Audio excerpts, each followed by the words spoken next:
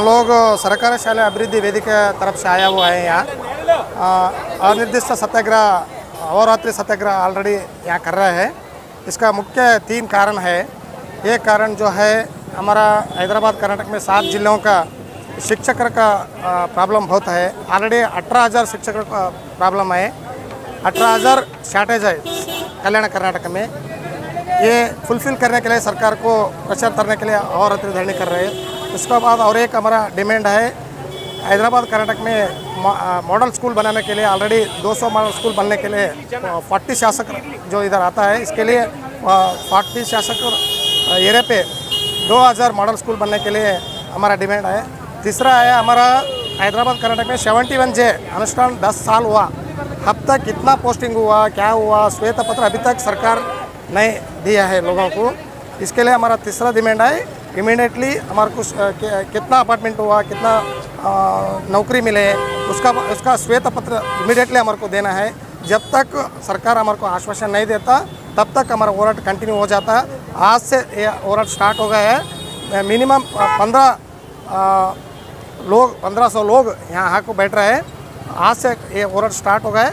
जब तक मिनिस्टर लोग सरकार आको हमारे साथ, जब तक हमारे को आश्वासन नहीं देता तब तक हम होराट कंटिन्यू करते हैं। शिक्षण अभिवृद्धि ವೇದಿಕೆ ಕರ್ನಾಟಕ ಶಿಕ್ಷಣ ಅಭಿವೃದ್ಧಿ ವೇದಿಕೆ ಸದಸ್ಯ ನಾವು ಸರ್ಕಾರಿ ಶಾಲೆ ಅಭಿವೃದ್ಧಿ ವೇದಿಕೆಯಿಂದ ಕಲಬುರಗಿ ಜಿಲ್ಲೆಯಲ್ಲಿ ಇವತ್ತು ಸಾವಿರಾರು ಸಂಖ್ಯೆಯಲ್ಲಿ ಮಹಿಳೆಯರು ಬಂದು ಅನಿರ್ದಿಷ್ಟಾವಧಿ ಹೋರಾಟವನ್ನು ಪ್ರಾರಂಭ ಮಾಡಿದ್ದೀವಿ. ಉದ್ದೇಶ ಇಷ್ಟೇ, ಸರ್ಕಾರಿ ಶಾಲೆಗಳಲ್ಲಿ ಶಿಕ್ಷಕರನ್ನ ಭರ್ತಿ ಮಾಡಬೇಕು ಅನ್ನುವಂಥದ್ದು ನಮ್ಮದು ಪ್ರಮುಖ ಬೇಡಿಕೆ. ಕಲ್ಯಾಣ ಕರ್ನಾಟಕ ಭಾಗದಲ್ಲಿ ಸುಮಾರು 12.5 ಲಕ್ಷ ಮಕ್ಕಳು ಇದ್ದಾರೆ, ಆದರೆ ಶಿಕ್ಷಕರು ಮಾತ್ರ 40% ಇದ್ದಾರೆ. ಅಂದರೆ ನಮಗೆ ಈ ಮಕ್ಕಳ ಭವಿಷ್ಯದ ಬಗ್ಗೆ ಕರ್ನಾಟಕ ಸರ್ಕಾರ ಭಾಳಷ್ಟು ಚಿಂತನೆ ಮಾಡಬೇಕಾಗಿರ್ತಕ್ಕಂಥ ಅವಶ್ಯಕತೆ ಇದೆ. ಇದರಲ್ಲಿ ಕೇಂದ್ರ ಸರ್ಕಾರ ಕೂಡ ಭಾಳ ಗಂಭೀರವಾಗಿರ್ತಕ್ಕಂಥ ಆರೋಪವನ್ನು ಮಾಡ್ತೀವಿ. ಯಾಕಂತಂದರೆ GDP ರೇಟು ನಮಗೆ 0.63% ಇದ್ದದ್ದು 2013-14ರಲ್ಲಿ, ಇವತ್ತು 2023-24 ನೋಡಿದ್ರೆ 0.37 ಆಗಿದೆ.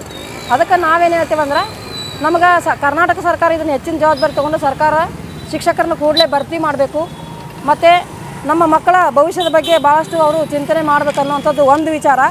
ಇನ್ನು ಎರಡನೇ ವಿಚಾರ ಏನಂತಂದ್ರೆ, KKRDBಗೆ ನಾವು ಸಲಹೆ ಕೊಡ್ತೀವಿ. ಏನಂತಂದ್ರೆ, ಒಂದು 2000 ಶಾಲೆ ಒಂದು ಮಾದರಿ ಶಾಲೆಗಳನ್ನು ಮಾಡಲಿಕ್ಕೆ ಆಯ್ಕೆ ಮಾಡಿಕೊಂಡು, ನಮ್ಮಲ್ಲಿ 9747 ಶಾಲೆಗಳು ಕಲ್ಯಾಣ ಕರ್ನಾಟಕದಲ್ಲಿದ್ದಾವೆ.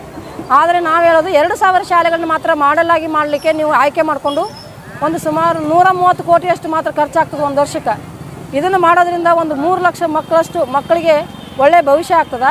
ಅದಕ್ಕೆ ತಾವು ಇದನ್ನು ಕೈಗೆತ್ಕೋಬೇಕಂತೇಳಿ ಸರ್ಕಾರಕ್ಕೆ ಸಲಹೆ ಕೊಡ್ತೀವಿ. ಮತ್ತು ಇನ್ನೊಂದೇನೆಂದರೆ, ಆರ್ಟಿಕಲ್ 37J ಪ್ರಕಾರ ನಮಗೆ ಒಂದು ಶ್ವೇತಪತ್ರ ಕರ್ನಾಟಕ ಸರ್ಕಾರ ಬಿಡುಗಡೆ ಮಾಡಬೇಕು ಕೂಡಲೇ. 10 ವರ್ಷ ಆಯಿತು ಆರ್ಟಿಕಲ್ 37J ಬಿಡುಗಡೆಯಾಗಿ.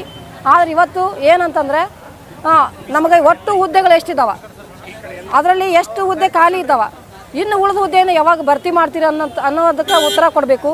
ಮತ್ತು ನಮಗೆ 8% ನಮ್ಮ ಮಕ್ಕಳಿಗೆ ಉದ್ಯೋಗ ಸಿಗಬೇಕು ಬೇರೆ 24 ಜಿಲ್ಲೆಗಳಲ್ಲಿ, ಆದರೆ ಅದು ಸಿಗ್ತಾ ಇಲ್ಲ.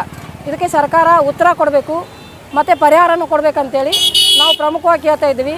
ಶಾಲೆಗಳಲ್ಲಿ ಸರ್ಕಾರಿ ಶಾಲೆ ಹಳ್ಳಿಗಳಲ್ಲಿ ಸರ್ಕಾರಿ ಶಾಲೆ ಕನ್ನಡ ಶಾಲೆ ಇಲ್ಲಾಂದರೆ ಕನ್ನಡ ಉಳಿಯೋದಿಲ್ಲ. ನಮ್ಮ ಬಡ ಮಕ್ಕಳು ಶಾಲೆ ಓದೋಕ್ಕಾಗಲ್ಲ.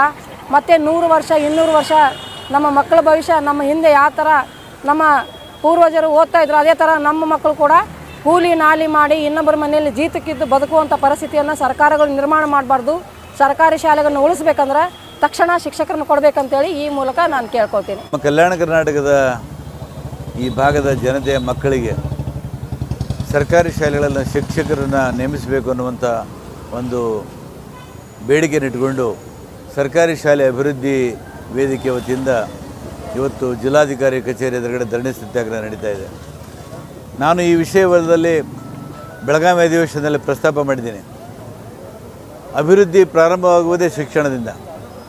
ಆದರೆ ನಮ್ಮಲ್ಲಿ ಮೂಲಭೂತ ಮಕ್ಕಳಿಗೆ, ಹಳ್ಳಿಗಾಡಿನ ಮಕ್ಕಳಿಗೆ, ಬಡವರ ಮಕ್ಕಳಿಗೆ, ಕೂಲಿ ಮಾಡೋರ ಮಕ್ಕಳಿಗೆ ಅಲ್ಲಿ ಶಿಕ್ಷಕರಿಲ್ಲ. ಆ ಕಾರಣಕ್ಕಾಗಿ ನಮ್ಮ ಮಕ್ಕಳ ಶಿಕ್ಷಣ ಹಿನ್ನಡೆ ಆಗ್ತಾಯಿದೆ. ಇದು 14,000 ಶಿಕ್ಷಕರ ಕೊರತೆ ನಮ್ಮಲ್ಲಿದೆ. ಇದನ್ನು ನೀಗಿಸಬೇಕು ಅನ್ನುವಂಥ ವಾಸ್ತವಿಕ ಬೇಡಿಕೆಯನ್ನು ಇಟ್ಟುಕೊಂಡು ಧರಣಿ ಮಾಡ್ತಾ ಇದ್ದಾರೆ. ಅದಕ್ಕೆ ನಾನು ನೈತಿಕ ಬೆಂಬಲವನ್ನು ಕೊಡ್ತಾ ಇದ್ದೀನಿ. ಈ ವಿಷಯವನ್ನು ಜಿಲ್ಲಾ ಸಚಿವರು ಮತ್ತು ನಮ್ಮ ಕಲ್ಯಾಣ ಕರ್ನಾಟಕದ ಎಲ್ಲ ಶಾಸಕರ ಜೊತೆಗೆ ನಾನು ಮಾತಾಡಿ ಮುಖ್ಯಮಂತ್ರಿಗಳ ಗಮನಕ್ಕೆ ತಂದು ಇದನ್ನು ಬಗೆಹರಿಸುವಂಥ ಪ್ರಾಮಾಣಿಕವಾದಂಥ ಪ್ರಯತ್ನವನ್ನು ಮಾಡ್ತೇನೆ.